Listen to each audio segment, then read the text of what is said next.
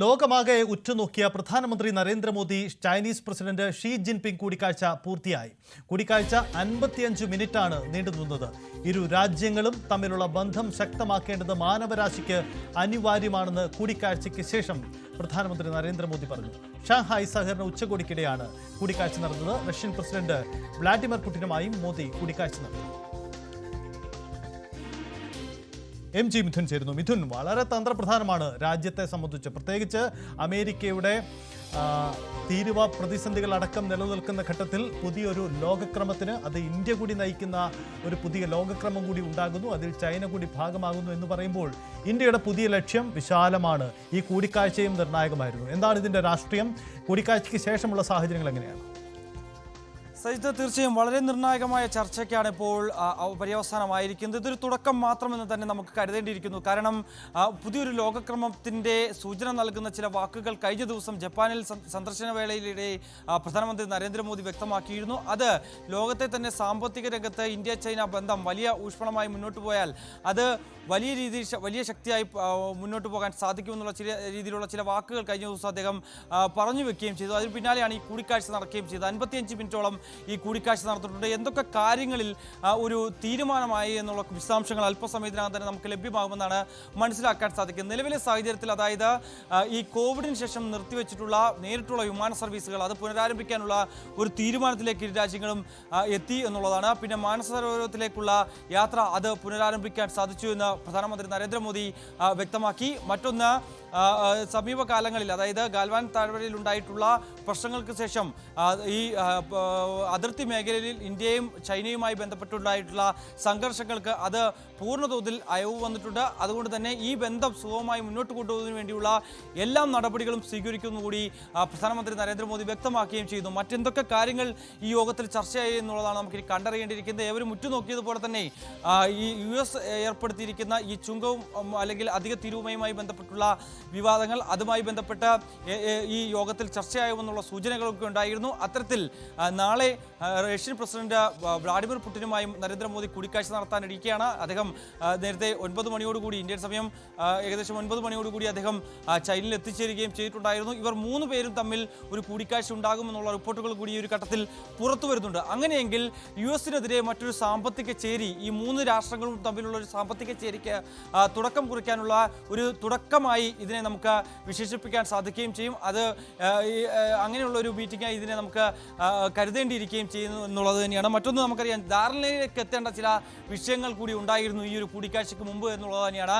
ഈ താരിഫിന് പുറമെ ഇന്ത്യയും ചൈനയും തമ്മിലുള്ള ബന്ധം ഊഷ്മളമായി മുന്നോട്ട് കൊണ്ടുപോകണമെങ്കിൽ പല ഘട്ടത്തിൽ അല്ലെങ്കിൽ പല രീതിയിൽ നോക്കുമ്പോൾ അതിൽ ചില ധാരണയിലേക്ക് എത്താനുള്ള വിഷയങ്ങൾ ഉണ്ടായിരുന്നു. അതിലൊന്ന് പ്രധാനപ്പെട്ട അത് ഈ ചൈന വിപണിയിൽ ഇന്ത്യൻ ഇലക്ട്രിക് വാഹനങ്ങൾ എക്സ്പോർട്ട് ചെയ്യുന്നതിൻ്റെ സാധ്യതകൾ, അത് സംബന്ധിച്ചൊരു ധാരണയിലേക്ക് എത്തുമെന്നുള്ള വിവരങ്ങൾ ഉണ്ടായിരുന്നു. മറ്റൊന്ന്, ഈ വിതരണ ശൃംഖല 2020 മുമ്പുള്ള തരത്തിലേക്ക് അല്ലെങ്കിൽ ആ ഒരു അവസ്ഥയിലേക്ക്, അന്ന് 15 മുതൽ 20% വരെ കയറ്റുമതിയും ഒപ്പം തന്നെ ഇറക്കുമതിയും ഒക്കെ ഉണ്ടായിരുന്നു. ഏറ്റവും കൂടുതൽ ഈ ചൈന ഇന്ത്യയിലേക്കായിരുന്നു ഇറക്കുമതി ചെയ്തുകൊണ്ടേയിരിക്കുന്നത്. ഇതിലൊരു അനുപാതം ഉണ്ടാക്കാൻ, ഈ ഒരു അന്തരം നീക്കം ചെയ്യുന്നുള്ള ആവശ്യം ഇന്ത്യ മുന്നോട്ട് വെച്ചിട്ടുണ്ടായിരുന്നു. സ്വാഭാവികമായും ചൈനയിൽ നിന്ന് കൂടുതൽ ഇറക്കുമതി ഉണ്ടാകുമ്പോൾ ഇവിടെ നിന്നുള്ള കയറ്റുമതിയിൽ വലിയ ഇടിവ് ഉണ്ടാകുന്ന ഒരു സാഹചര്യം ഉണ്ടായിരുന്നു. അത് ആ അന്തരം അവസാനിപ്പിക്കണം, അല്ലെങ്കിൽ അതിൽ രീതിയിൽ കൃത്യമായ അനുപാതത്തിൽ കാര്യങ്ങൾ മുന്നോട്ട് കൊണ്ടുപോകണം എന്നുള്ളൊരു ആവശ്യം സ്വാഭാവികമായും ചൈനയ്ക്ക് മുന്നിൽ ഇന്ത്യ വെക്കുമെന്നുള്ളൊരു സൂചനകളുണ്ടായിരുന്നു. അത്തരത്തിലുള്ള വിവരങ്ങൾ നേരത്തെ വിദേശകാര്യ മന്ത്രാലയം ഒപ്പം തന്നെ ധനകാര്യ മന്ത്രാലയം ഒക്കെ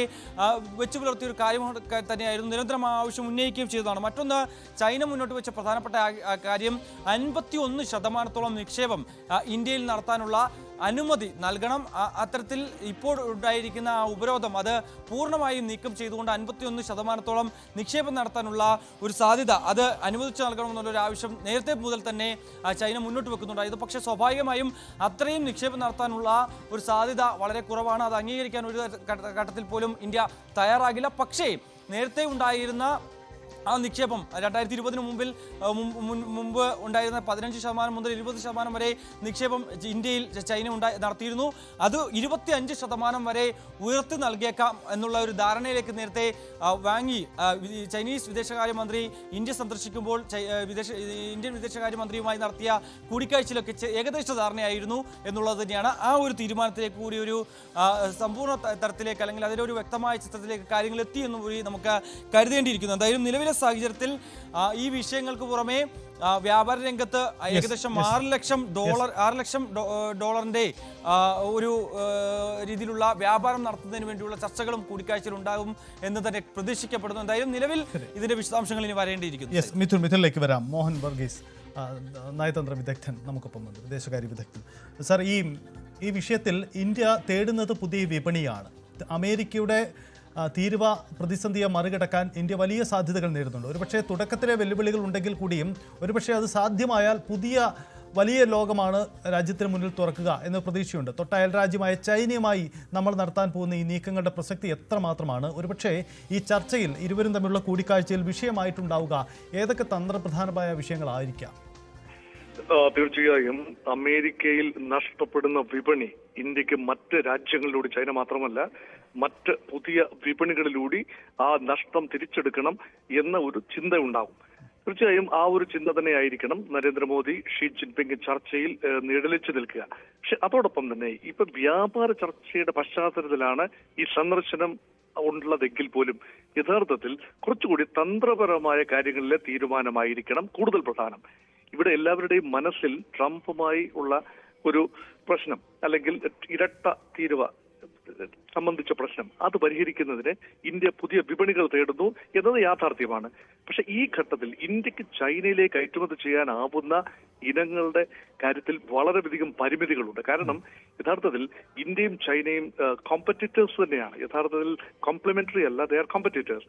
സ്വാഭാവികമായി ചൈനയ്ക്ക് ആവശ്യമുള്ള കാര്യങ്ങളൊന്നും തന്നെ കാര്യമായി കയറ്റുമതി ചെയ്യാൻ ഇന്ത്യക്ക് ആവില്ല. അത് മാത്രമല്ല, ഇപ്പോൾ നിലവിൽ അടവശിഷ്ട നില ചൈനയ്ക്ക് അനുകൂലമാണ്. വലിയ രീതിയിലുള്ള ട്രേഡ് സർപ്ലസ് ആണ് ചൈനയ്ക്കുള്ളത് ഇന്ത്യയുമായി. അത് കുറച്ചു കൊണ്ടുവരാൻ ഇന്ത്യ പരമാവധി ശ്രമിക്കും. അത് ശ്രമിക്കുമ്പോൾ തീർച്ചയായും ചൈനയുടെ ഭാഗത്തു നിന്ന് പ്രൊട്ടക്ഷൻസ് പോളിസി ഒന്നും ഉണ്ടായില്ല എങ്കിൽ പോലും അതിനുള്ള പ്രതിബന്ധങ്ങൾ ഉണ്ടാകും. കാരണം ചൈനയും പൂർണ്ണമായും കച്ചവടത്തിൽ അധിഷ്ഠിതമായി തന്നെയാണ് കാര്യങ്ങൾ നീങ്ങുന്നത്. ദേശീയ താല്പര്യം, ചൈനയുടെ ദേശീയ താല്പര്യം ബലി കഴിച്ചുകൊണ്ട് ഇന്ത്യയെ ബെയിൽ ഔട്ട് ചെയ്യാനായി ചൈന തയ്യാറാകുമെന്ന് കരുതാനുമാവില്ല.